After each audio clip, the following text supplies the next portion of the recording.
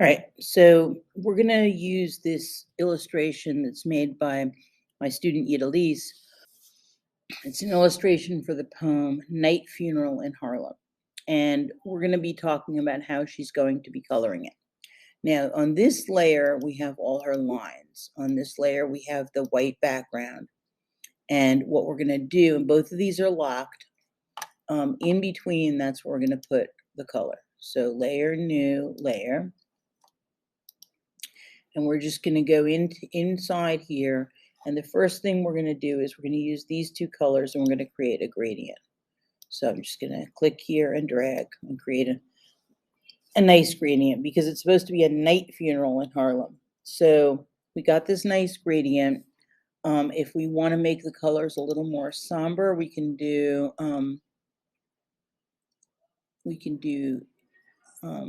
vibrance, and we can make them less vibrant by pushing them this way. It'll make it look more night-like and somber.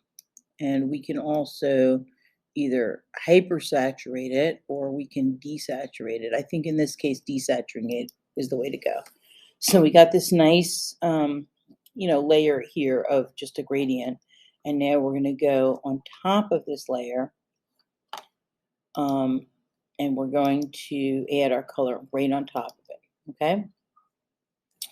I'm going to just select an area to color by going here with my lasso tool.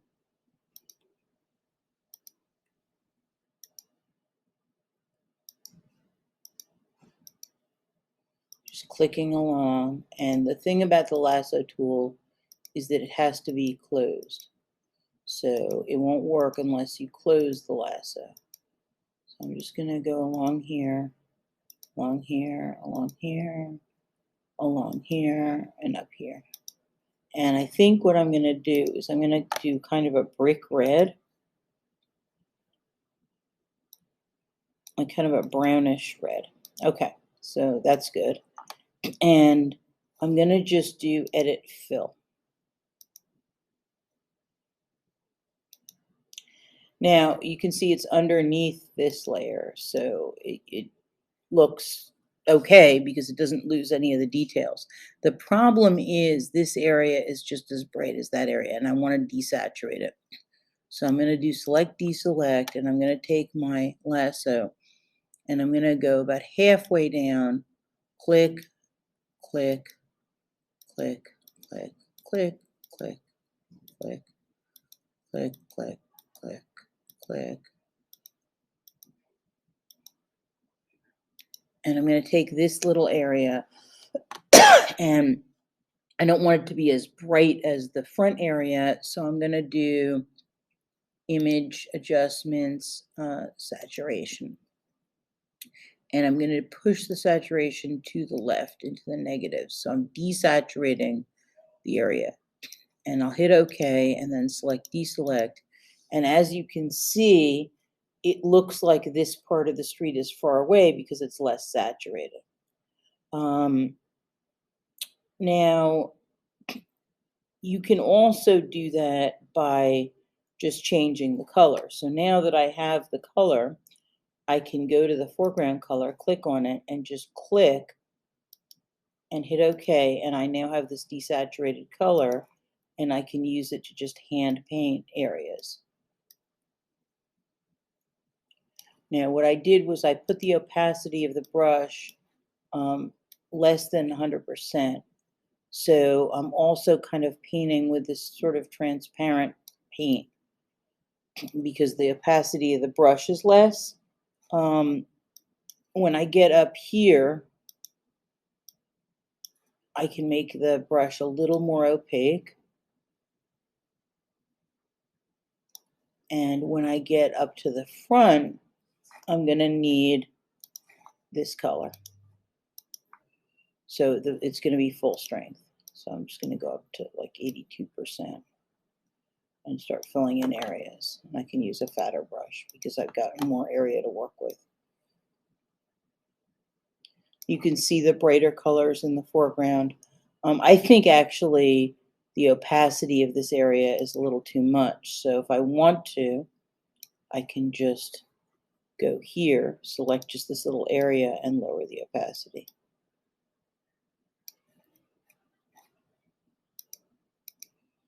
And just play around with that. I can also make the entire layer on only 63% opacity. If you make the brush at a lower opacity than 100%, don't forget to turn it back when you're done, because what might happen is you'll forget and then you'll wonder why when you're trying to paint black you only have gray, etc. But anyway, I'm just playing around trying to get a feel for the buildings and such. If you want to make like the side of a rectangle and you want to make it look like a rectangular solid and you want it a little darker, you can always just go to your color picker and select a slightly darker shade of the same color and do the sides, and it'll help your picture get a 3D look to it. But anyway, you can see how just hiding this is how it looks. Like it's daytime, but this gives it the feel of a night funeral in Harlem. So, play around with the brushes and stuff. Like, for instance, this woman's dress, I feel like it should be like a nice pink, but maybe not at 100% opacity because it's also kind of a somber mood. So I'm going to go to this level, 45% opacity, and paint it. Now, if I want to give her some shadows, I can just click on this color and go a little darker. Okay, and that might give it a nice sort of graphic look. Whereas this man, I'm assuming that he's dressed in black because, it's a funeral, so it's going to black. But if I desaturate the brush, it's going to kind of look kind of gray, which might be fine. I mean, it's a nice, doesn't have to be quite as black, but maybe when I get to the pallbearers, I want it to be more opaque because they're, actually in mourning. So I'll go a little more opaque here. And again, I'm trying to create a somber mood, but I'm also drawing the viewer's eye here by making the coloration more intense. There's nothing wrong with just hiding a layer if you think you messed up and adding a new layer. There's also nothing wrong with desaturating an entire layer together to give it a lighter feel. So the idea is that you're playing around with color and you're adding multiple layers. If you want to mix colors, so for instance, maybe I want to mix a little purple with this woman's dress. There's nothing wrong with adding a new layer, making a purple,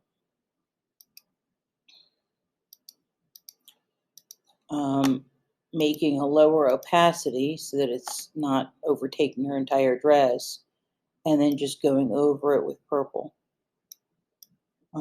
And you can still see the pink underneath. And then playing around with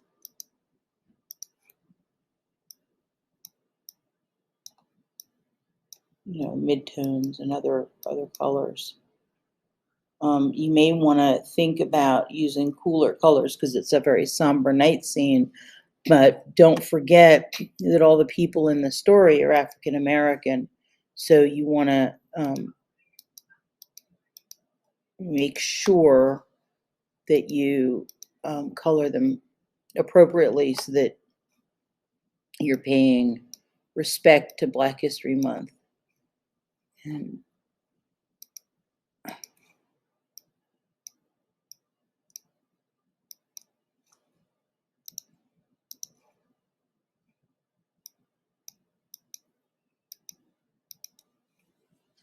so, I mean, you don't have to do an exact coloration. You can color it in roughly, give it almost a watercolor feel, or you can color it more precisely.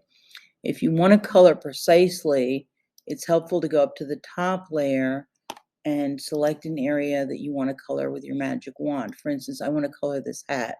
So I'm going to do select, but then when I zoom in, I realize that the line goes right just to the inside of the hat. So what I want to do is select modify expand, and I'm going to expand it by about 3 pixels so that the crawling ants goes right into the middle of that black line. That's good, but I don't want to fill it in here because if I do, it's in the line layer. So I'm going to click down into the layer below and I'll do Edit Fill Black.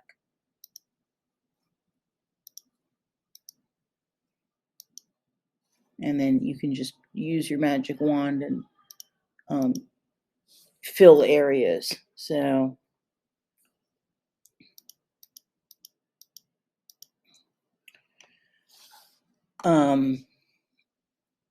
I can take, if I can go here to this color and just pick it up with my eyedropper by clicking on the foreground color.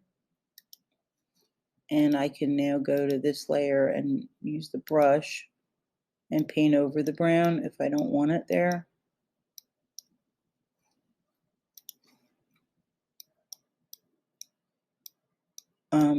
So I can actually, change anything I want. But I can also layer colors. So for instance, there's nothing wrong with saying, okay, I want to make this street light yellowish.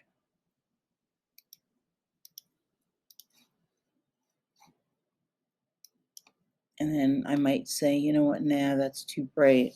So Command Z, and let me change the opacity, make it lighter. Command Z, let me change the fuzziness of the color, make it, hazier on the edge so it looks like a glowing light.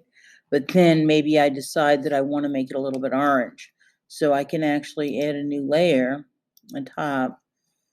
I can grab some orange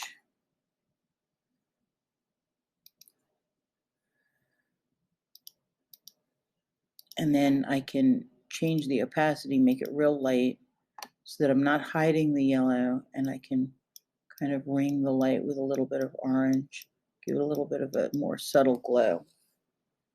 So if I hide the line layer, you're going to see what the colors look like. And if it's done well, it's almost going to look like a little bit of an abstract watercolor. But you can see the different layers have different colors in them and different details. And then what you can do is, if you want to, you can take this layer with the gradient in it, the original gradient, and you can do duplicate layer. And then you can take the duplicate and bring it all the way to the top, just below the line layer. And then you can change the opacity, make it really light, so that you're toning down the entire picture and giving it that somber look of a night funeral in Harlem. Again, there's many different ways to color this.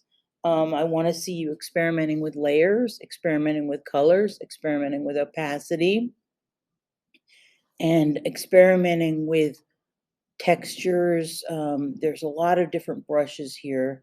You might be able to find like sort of an airbrush or different types of brushes that give you textures. Um, you can smear colors, you can put layers on top of each other, you can change the opacity and intermix layers. But I want you to be able to just hide different layers and reveal different ways of expressing your ideas, but keep the line layer completely free of color. Okay? So when you're done, you're going to actually hand in your layered Photoshop file showing exactly how you want your finished picture to look. And then you're also going to do File, Export as JPEG. And you'll give me a flattened file showing the exact look in the end that you want. So that's it for the coloring tutorial. This is a picture that was drawn by my student Ydaliz, an illustration for Langston Hughes's Night Funeral in Harlem for Black History Month. She's going to color it the way she wants, and I thank her for letting me borrow it for this demo.